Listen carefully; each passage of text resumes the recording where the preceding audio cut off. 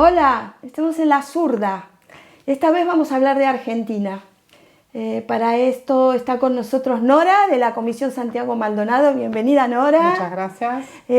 Primeramente, antes que comencemos este coloquio, para situar a la gente que no conoce un poco todos los acontecimientos que han sucedido en Argentina, quisiera hacer una breve reseña histórica. En la década de los 70 del siglo pasado, con la intervención directa de la CIA y un presupuesto de $50 millones de la Reserva Federal de Estados Unidos, el poder financiero y petrolero de Rockefeller y su mano derecha Henry Kissinger impulsan en Argentina una sangrienta dictadura militar y de oligarcas argentinos para realizar suculentos negociados. Documentos desclasificados de hace muy poco revelan el contenido y el aliento que el secretario de Estado, Henry Kissinger, trata de impulsar en Argentina, no solo persiguiendo a los supuestos terroristas que actuaban en aquel entonces, sino que también pedía la persecución de todo disidente político, sindical y toda organización de lucha y también del grupo de estudiantes. El objetivo central de todo esto que se imponía era un nuevo modelo económico. A través de préstamos del Fondo Monetario Internacional, la idea era endeudar al país y favorecer a distintas familias argentinas que se enriquecieron con estos préstamos del Fondo Monetario Internacional. Con el paso del tiempo, el descrédito de los militares, ya no se puede acudir a los estamentos militares para realizar golpes de Estado y nuevamente someter a los pueblos, y es que Estados Unidos ha ideado una nueva forma que es acudir a la burguesía conservadora con nuevos métodos sutiles para desestabilizar a los países que ellos quieren someter económicamente en lo posible y volver a repetir este mecanismo que hemos vivido en Sudamérica en la década del 70 del siglo pasado. Entonces, Nora, cuando salimos a la calle y la gente grita Macri, basura, vos sos la dictadura, ¿Macri es? La continuidad del plan económico, de la entrega del país, una entrega totalmente al imperialismo americano, se desarrolló en la época de, como bien dijiste, en la época de la dictadura militar del año 74, del año 76 hasta que pasó la Guerra de Malvinas. Evidentemente ellos se aplicaron en un plan económico de entrega y en este momento se está aplicando el plan económico de entrega al imperialismo.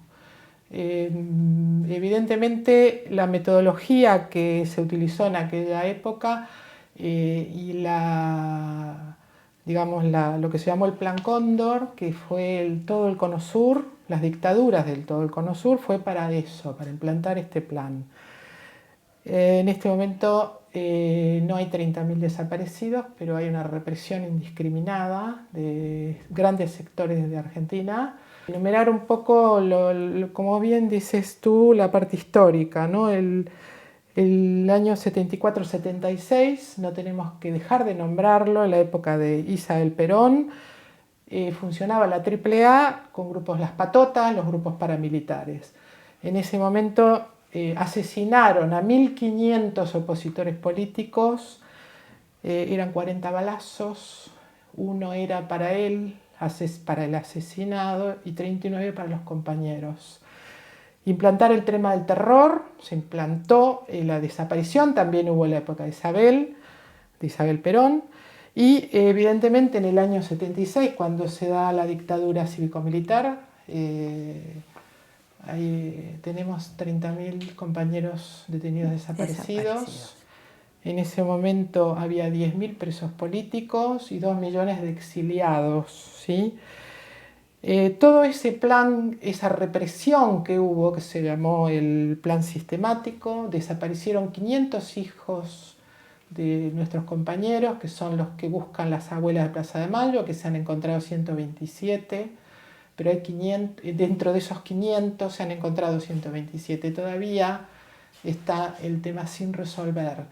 Está el tema sin resolver porque la justicia, la verdad y el castigo se ha ido dando gracias a la lucha de las organizaciones de derechos humanos, de la lucha de las madres, abuelas y familiares, donde fue incesante en una época terrible de terror, donde también desaparecieron un grupo de madres, siguieron desapareciendo compañeros, y fue una represión total, sistemática, un clima de terror espeluznante, donde la paralización en aquel momento la gente estaba inmersa en un clima tan tremendo que se metía un poquito en su casa y por algo será, y buscaban siempre el culpable a la víctima, culpabilizando a la víctima. Hay que tener en cuenta que es muy importante que la impunidad sigue existiendo. Es decir, no hubo una depuración de toda aquella, lo que llamó Alfonsín después en Democracia, que hablaba de la mano de obra desocupada, esa gente que se utilizó para la represión. Es decir, 30.000 personas no desaparecen con un grupito, eran mucha gente estaba implicada de las tres Fuerzas Armadas. Y también civiles, no solamente militares, sí, de las tres Fuerzas Armadas y civiles. Sí. Por eso estamos hablando siempre de la dictadura cívico-militar. Cuando cuando se hizo el último gobierno cívico-militar, que fue el de Galtieri, que se desarrolla la Guerra de Malvinas, que es una reivindicación histórica de que, digamos, las Malvinas son argentinas, es el paso de los océanos Pacífico y Atlántico, es un punto geopolítico muy importante. Inglaterra, evidentemente, gana la guerra, evidentemente, entonces digamos, en ese momento se usa el tema de la Guerra de Malvinas porque había un gran descontento social, había movilizaciones permanentemente en la calle y bueno, pues se dan las elecciones. En diciembre del 83 Alfonsín gana las elecciones. El gobierno de Alfonsín forma la comisión de CONADEP para investigar y bueno, pues para investigar los abusos de la dictadura, ¿no? Los abusos en los casos de derechos humanos. Claro, pero con acto seguido se investigan los casos más grandes, porque en ese momento había bastante poca información del tema de las desapariciones. Las informaciones siempre nos han venido no desde el Estado, desde ningún gobierno democrático hemos tenido información de lo que hicieron, el por qué, cuándo, dónde y cómo de los 30.000 desaparecidos. Y en ese momento pues se empieza a saber un poco, un pedacito. Bueno, se empiezan a poner gente presa y tal. Y al poco tiempo dan las leyes del perdón. Entonces eso fue un golpe muy tremendo, muy tremendo. Las leyes del punto final, ¿no? De las leyes de punto final y obediencia de vida. Después, cuando asume el gobierno de Menem, los acaban de indultar. ¿Esto qué significa? Que es una democracia con pies de barro. Significa que son democracias muy inestables, porque además el aparato represivo sigue intacto. Y las familias burguesas que sostuvieron a la dictadura o que llevaron y que se beneficiaron con la dictadura son las que siguen en el poder también, ¿no? Evidentemente.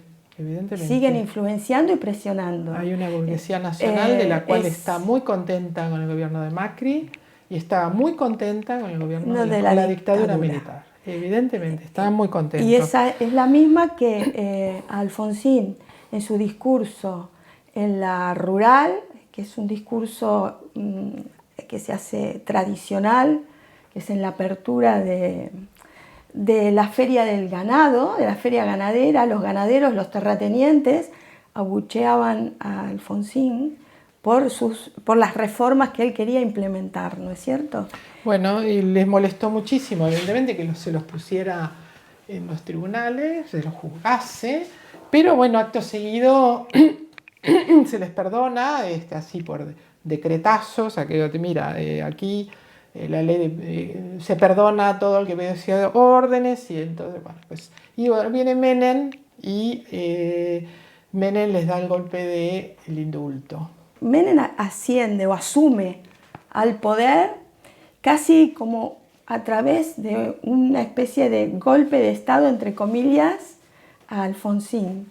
En el sentido lo digo porque Menem es el que profundiza económicamente el neoliberalismo, ¿no? Y Menem, digamos que hace entrega de empresas estatales a empresas privadas, como que decían en Argentina, ya no tenemos ni las joyas de la abuela, o sea, se había vendido el país, la entrega del país fue brutal en la época de Menem. Hay que decir algo. En la época de la dictadura, el país, Argentina, se endeuda como se está endeudando ahora con Mauricio Macri. Asume unas deudas terribles con el Fondo Monetario Internacional y que son imposibles de pagar. Entonces, en el momento que asume Saúl Menem a la presidencia de la Nación Argentina, Saúl Menem con todas las empresas nacionales del país paga y salda la deuda externa con el ferrocarril y con otras empresas del Estado. Toda la privatización que hace Menem es para saldar la parte de la deuda externa que había contraído la dictadura militar. Sí, pero no, tampoco la saldó del todo. No la saldó del todo, no para nada. Del todo. Bueno, el tema del... bueno, hay gobiernos elegidos democráticamente por elecciones. Está el gobierno de la Rúa. En el año 2001 se puso el corralito, donde se da el default de Argentina. Y en pocos días hubo 3 presidentes que nadie quería asumir la presidencia. Nadie quería asumir la presidencia. Entonces asume Eduardo Duhalde, que está hasta convocar elecciones, un gobierno un poco de transición, hasta convocar elecciones, y ahí hay 12 años del gobierno el matrimonio de Néstor Kirchner y Cristina Fernández de Kirchner.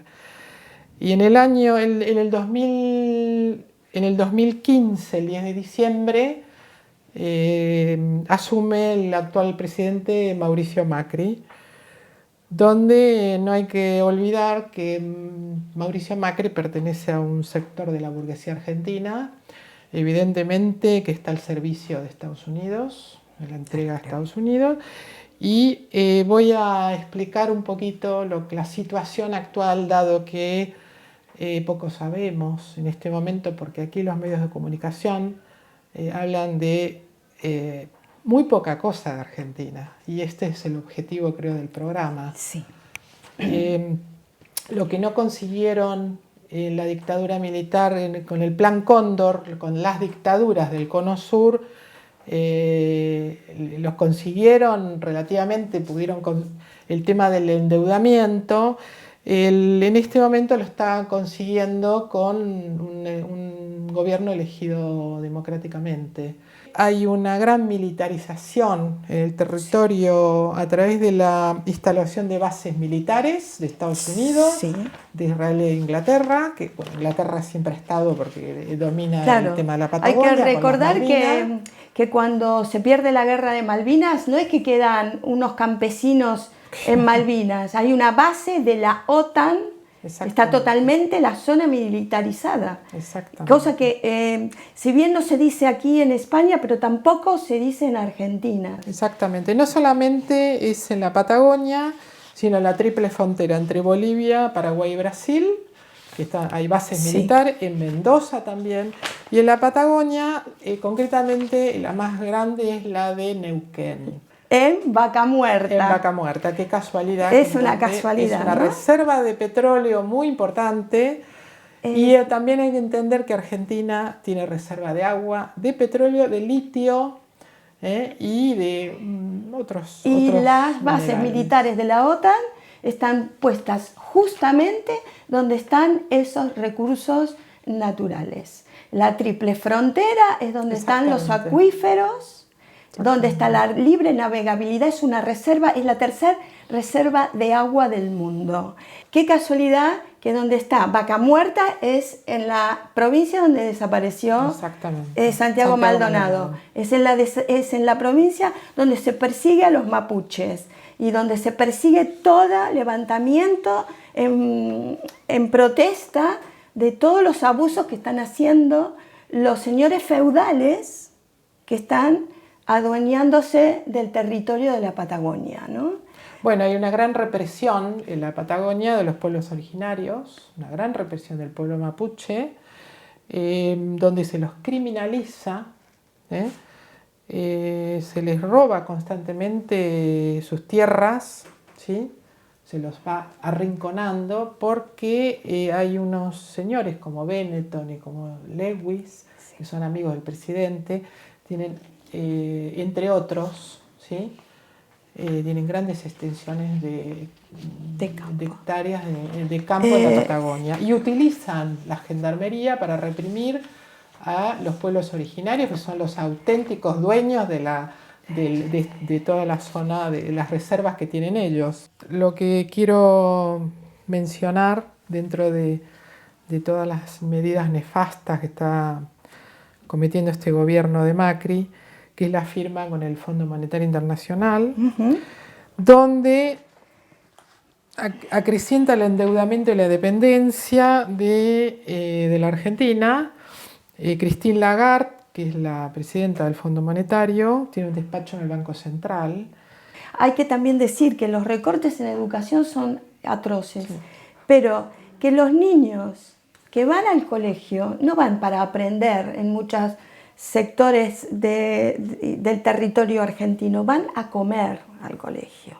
Sí, esto hay que decirlo, por eso. Para que, digamos, los que no conocen Argentina tengan una noción de lo que es este país, ¿no? Un país tan rico, con petróleo, con agua, con litio, con tierras riquísimas, que los niños no tengan para comer en su casa y vayan al colegio, a la escuela, para comer, porque en el colegio le dan un plato de comida que es lo único que comen durante todo el tiempo, porque no, en su casa no hay para comer, ¿no? Esto hay que aclararlo. Hay un gran empobrecimiento de los sectores populares y de la clase media también, hay que decirlo. Bueno, también es interesante comentar el tema que Argentina es un país agrícola ganadera, ¿no? El tema es un país que en su momento fue uno de los grandes productores. Llamaban el granero del mundo. De materias primas, exactamente. Y que la gente se muere de hambre es tremendo, es tremendo. Bueno, una de las cosas es que toma las medidas Macri, que quita las retenciones de los impuestos de la exportación, ¿sí? El deterioro de los salarios es importante decirlo, porque hay una inflación muy grande, hay una devaluación del peso enorme, es decir, calculemos que en la época que terminaron el mandato Cristina Kirchner el dólar estaba entre 17 y 19, porque en aquel momento había varios tipos de dólares, el blue, el celeste, el tal, el cual, bueno, haciendo el oficial, un promedio más o menos, a 17 pesos el dólar. Hoy está a 37 y estos días ha llegado hace unos días atrás 41, a 40. Lo tenía yo. Exactamente. O sea, entre 41 y 37, o sea, está prácticamente en 3 años, casi 3 años del gobierno de Macri ha duplicado, y la devaluación del peso es importantísima. Importantísima. Bueno, no más tengo que decirle el deterioro de las jubilaciones y las pensiones. Las pensiones tremendas. Claro, se devalúa el peso, hay poco poder adquisitivo, hay una inflación muy importante. que los sueldos nunca se ponen a la par Jamás. de los aumentos, y se ponen a la par es posterior a los aumentos, o sea, es como... Una carrera de locos. Y bueno, el tema de cierres de fábricas y mucho comercio, pequeño comercio, están cerrando. Hay despidos y suspensiones en el sector privado y un aumento de la represión abismal. Es decir, hay una represión muy, muy feroz, ¿sí? Y hay que decir que para eso sí tienen presupuesto. O sea, no hay presupuesto, han hecho los recortes en educación y en sanidad, donde en los hospitales no hay medicamentos, los enfermos crónicos están desesperados porque no tienen medicamentos, los enfermos del VIH no están sin medicamentos, los médicos están desesperados porque no pueden... Y la gente de diálisis también no van a atender más a la gente con diálisis, esto es, digamos, sentenciarlos a muerte. Exactamente. A la gente que tiene VIH y la gente que tiene que hacerse diálisis, se les han suspendido los tratamientos en los hospitales públicos. Exactamente. Y es directamente un genocidio. Bueno, hay un sector que es el sector que hoy votaría, según las encuestas, un 25% a Macri. Hay un sector de Argentina que lo votaría. Ese sector no tiene ningún problema porque tiene dinero para pagar la sanidad privada, ¿sí? Como la educación privada. Entonces, pero bueno, el pueblo argentino, que siempre ha tenido una educación libre y gratuita, ha sido ejemplar Argentina en el tema educacional. Y en este momento están haciendo recortes permanentes. Lo que hay que decir es que ha suprimido el Ministerio de Educación. También.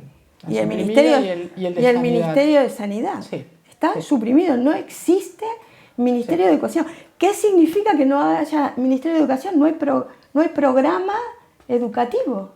Supongo que será una secretaría, yo creo, porque, a ver, o para hacer campaña, decir, no pagamos un sueldo del ministro, como si fuera el arreglo del país, ¿no? O sea, el sueldo del ministro. Cuando el arreglo del país está es la para educación que dirija de la gente. el sector educacional y el sector sanitario. Lo que pasa es que estas son medidas que marca Christine Lagarde, ¿no? Y Macri es un títere de Christine Lagarde, es lo que en Argentina llamamos chirolita. Macri, sos chirolita de Christine Lagarde.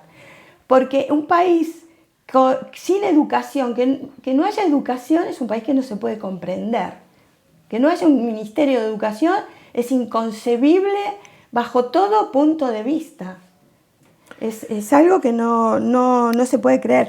Pero Macri en su campaña dijo que iba a ser un país moderno, Macri sin educación, un país productivo. Cerrando fábricas, cerrando pymes, empobreciendo a la gente, no es productivo. Un país eficiente, empezando por Macri, el menos eficiente de todos. Sin crisis y con crecimiento estable. Estamos diciendo que hay una inflación de más del 60%. También es interesante saber que el aumento de las tarifas, en casi 3 años, se aumentó el 2000%. 2000% aumenta la tarifa de agua, de luz y de gas. De agua, el 1000%, la luz el 1491% y el gas 2057%. Y yo tengo otro dato aquí, que ya que estamos charlando, sobre que es algo también muy grave, que es el desmantelamiento de la ciencia, ¿no? De la investigación científica. Que en este momento hay otra vez fuga de cerebros a Estados Unidos, al resto de Europa. A Europa o al resto de los países. ¿Sí? Pero hay contratos, ¿sabes? Que hay contratos de científicos. Él ha echado a los científicos argentinos, ha cerrado laboratorios y plantas de investigación, pero los ha reemplazado por empresas israelíes y estadounidenses. Dentro de Argentina. Dentro de Argentina, que también es lo peligroso, ¿no? Yo lo que sé son los datos del CONICET, que es el Centro de Investigación Científica Argentina, que los sueldos, por supuesto, que han ido muy para abajo por el tema de la inflación y el deterioro del peso y tal. Y lo que sé es que hay cero en investigación, ya no invierten nada. Macri ha tenido 4 huelgas generales. El 25 de septiembre una huelga de 36 horas y aquí en los medios de comunicación cero noticia. Es decir, no se habla de Argentina, no se habla de que la gente está en la calle, aquello es un hervidero, es decir, está candente, la gente sale a la calle a protestar, ya no se calla. Eso es muy, muy importante porque es una manera que la gente ha aprendido a no quedarse en la casa, a decir por algo será, sino que sale a protestar, que es lo único que le queda en la protesta, ¿no es cierto? Sale, hace huelga, es decir, está permanentemente movilizada. Y solidarizándose con, exacto, con los y que denunciando permanentemente todo lo que está pasando, ¿no es cierto?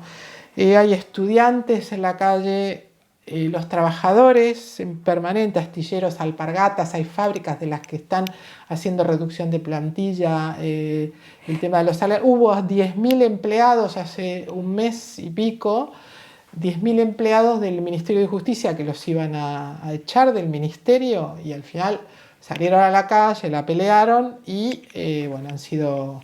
No han sido despedidos, pero por supuesto que los sueldos le han caído. Les ¿sí? han caído, claro. Evidentemente.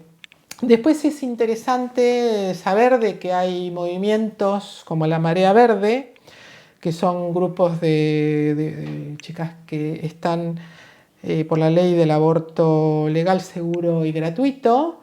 Se ha hecho un encuentro de 60.000 compañeras, un encuentro plurinacional de mujeres en Trelew.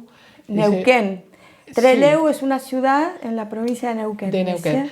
Entonces, ¿por qué se hace ahí? Por el tema de que también se recoge las reivindicaciones de las compañeras de los pueblos originarios y bueno, pues ha sido un encuentro muy interesante porque la ley del aborto fue aprobada en diputados, pero en senadores no se aprobó. Entonces es un movimiento que está en pleno auge, en plena movilización. Lo importante de todos estos movimientos que se están dando, por ejemplo, astilleros de Río de la Plata, echaban a 3.000 trabajadores, al final los han tenido que tirar para atrás el tema porque salieron a la calle, los enfrentaron, les tiran balas de goma, les tiran gases lacrimógenos. Bueno, la lucha no es solamente ir a gritar, sino saben que se van a enfrentar porque las fuerzas de seguridad son brutales. Brutales son, sí, son brutales y son muy siniestras, ¿no? Yo quiero poner como ejemplo las luchas de las organizaciones de derechos humanos, que siempre han marcado han sido un referente ético en la Argentina por la lucha que ha sido, digamos, ellas enarbolan una en plena clandestinidad. Con un pañuelo además. blanco, una lucha pacífica donde se manifiesta la denuncia de los compañeros desaparecidos, los niños, las abuelas y los asesinados, las torturas, el gatillo fácil. Los organismos de derechos humanos, por ejemplo, la lucha, digamos la denuncia de Santiago Maldonado, pues evidentemente recogen siempre las situaciones de desapariciones y de represión. Siempre están presentes en la Argentina. Siempre están como alerta, siempre, porque sabemos que están ahí. Y además que no se han marchado. Que tienen una experiencia muy grande, por ejemplo, del tema de los abogados defensores, están siempre custodiando.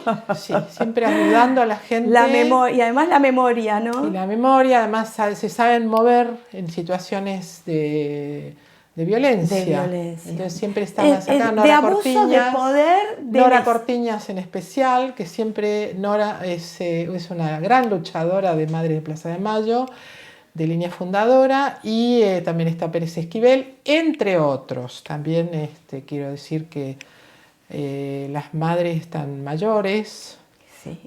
Muchas están yendo también. Están mayores, después están los grupos de ex detenidos desaparecidos, que también siempre están con su experiencia, ayudan a todas las personas que puedan ser agredidas. Cuando se producen el manto de olvido, que después de los indultos de Menem, aquí este país, en la Audiencia Nacional, se abrieron los juicios a la dictadura militar. Entonces, empezamos a hacer, los afectados directos, empezamos a hacer las denuncias, empezamos como españoles, nietos, hijos, y luego se abrió a otras nacionalidades. Cuando sube Néstor Kirchner, él hace la derogación de las leyes del perdón. ¿Qué quiere decir? Que ya los juicios se podían hacer en la Argentina. Previo a los juicios que se trasladan de la Audiencia Nacional a la Argentina, se habían hecho los juicios por la verdad, ¿sí? Los juicios de la verdad que no eran imputables, que eran juicios para saber la verdad. Se hacen bastantes causas, se abren. Y cuando se traslada el juicio que se hizo en la audiencia, se abren los juicios allí en la Argentina y se abren por campos de concentración, los campos clandestinos, que fueron 275 en la Argentina en los años del terror. Nosotros la información desde el Estado nunca se nos ha dado, jamás se nos ha dado desde el Estado, o sea, jamás. Entonces siempre se está pidiendo, los organismos de derechos humanos, se está pidiendo la apertura de los archivos de la represión. Archivos. Exactamente. Esta es una herida que todas las familias tenemos, que está abierta, que es sangrante, es una herida porque ellos saben la información. En todos estos gobiernos democráticos nos tenían que haber dicho, claro, aquí los tienen, qué pasó, dónde, cómo, quiénes, es decir, la información, porque cuando tú no tienes la información, no puedes tomar determinaciones, no puedes hacer juicio, o sea, es sobre lo que me dijo de aquello. Nosotros conocemos un pedacito así pequeño, Nora, y así todos se han estado haciendo los juicios. ¿Y por qué no desarchivan los archivos de la represión? Porque ahí aparecerían muchos de los que hoy están en el gobierno, y hoy están en el ejército, y hoy están ocupando cargos de gobierno y de mandato, ¿sí? Entonces, no interesa, evidentemente está claro. No interesa porque... No interesa y además sigue el castigo hacia la familia, nuestros padres... La persecución. Nuestros padres fallecen y se van sin saber de lo que hicieron con sus hijos. Pasó con sus hijos. Esto es algo tremendo, pero lo tengo que decir porque es una herida abierta que tiene 30.000 familias que tienen desaparecidos y todo el pueblo argentino que siempre nos ha apoyado, Nora, porque ha sido una situación de absoluta injusticia lo que nos han hecho. Es decir, no es que no sepan, es que no les interesa, evidentemente no interesa. Yo he traído unas estadísticas de la última, de la situación en que estamos, de los genocidas, que hay procesados 701, prófugos 37, sobreseídos 62, absueltos 110, condenados 856, fallecidos 499, falta de mérito 164, imputados 524. Es decir, esta es la situación. No quisiéramos decir, con 2.979 no se hizo desaparecer 30.000 personas. Es decir, se ha hecho lo que se está haciendo lo que se puede, es a base de pulmón, a base de fuerza, a base que la gente te dice, la gente colabora, la gente da información, pero es a base de ir un pedacito, y quizás es el 1%. Es un puzzle, un rompecabezas que cuesta armar. Después de muchos años vas sabiendo, porque te dijo que no sé qué. Bueno, es un intento de saber, y es un tema que es latente. Para terminar, Nora, de este programa tan duro. Es un programa duro porque nos retrotrae a épocas muy feas que creímos que nunca más. Cierto. Sí. Porque el eslogan de la democracia cuando asume Alfonsín fue nunca más. Exactamente. Nunca más la dictadura, Sí. nunca más la represión, nunca más la entrega de la riqueza del país al extranjero. Y resulta que no han pasado muchos años y nuevamente la generación mía vuelve a vivir lo mismo. Para terminar, Nora, ¿un mensajito? Mensajito, sí. Quiero decir que la Comisión Santiago Maldonado nos reunimos en la Plaza San Jaume los jueves. De Barcelona. De Barcelona, claro, San Jaume. Los jueves de la segunda semana del mes a las 19:30 y hacemos una proclama de todas las injusticias que están pasando. Bueno, yo quiero comentar que nosotros hemos ido ya 3 veces al consulado argentino, cuando desaparece Santiago Maldonado, cuando la Marea Verde y al año de la desaparición de Santiago, no solamente el jueves de la segunda semana del mes a las 7:30 que hacemos la ronda en Plaza San Jaume, sino que puntualmente hemos ido 3 veces a la puerta del consulado. A la puerta del consulado argentino. Y además hemos enviado, porque hemos entregado un manifiesto donde se explica el por qué estamos ahí abajo pacíficamente denunciando lo que está pasando. Y bueno, la primera vez se decide que solamente pueden entrar 2 personas y se nos ha fotografiado los DNIs. ¿Quién les ha fotografiado los DNI? La policía española. Exactamente. Los han fichado, en una palabra. Bueno, es una manera de intimidar. Entonces, por orden de la cónsul. Por orden de la cónsul, que dice que ellos no pueden tener guardia, no puede tener seguridad, el consulado no puede tener seguridad. Entonces piden, porque se enteran a través de las redes que vamos a ir, y piden que la policía española les proteja de, no sé, pareciera como fuéramos... Sí, bueno, es que es la criminalización de las protestas. Que por supuesto de todas las instancias que hemos presentado no han contestado ninguna. Se le exige que se conteste, aunque sea después de un año.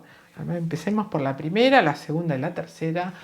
Nunca han tenido respuesta del consulado. Nunca han contestado nada porque dicen de que tienen que mandar a Argentina porque yo soy una simple representación. Bueno, todas las cuestiones así. A veces parece una tontería manifestarnos en el exterior, pero en Argentina les ayuda mucho saber que hay una Comisión Santiago Maldonado, hay grupos también de la Marea Verde, los grupos de hijos, etcétera, etcétera. Hay grupos que están llevando a la luz este oscurantismo en el que está cayendo Argentina. Gracias por venir, Nora. Vale. Ya te vamos a invitar entonces otra vez porque, claro, lamentablemente habíamos dicho nunca más la dictadura, nunca más la dependencia económica, nunca más el endeudamiento con el Fondo Monetario, y parece que como una pesadilla vuelven de la noche más oscura de la historia argentina los fantasmas del pasado. Cierto. Esperemos que esto se solucione, que las cosas cambien y bueno, nunca más, esperemos que podamos volver a decir nunca más, y hasta otra. Gracias por suscribirte a La Zurda, gracias por compartir nuestros videos.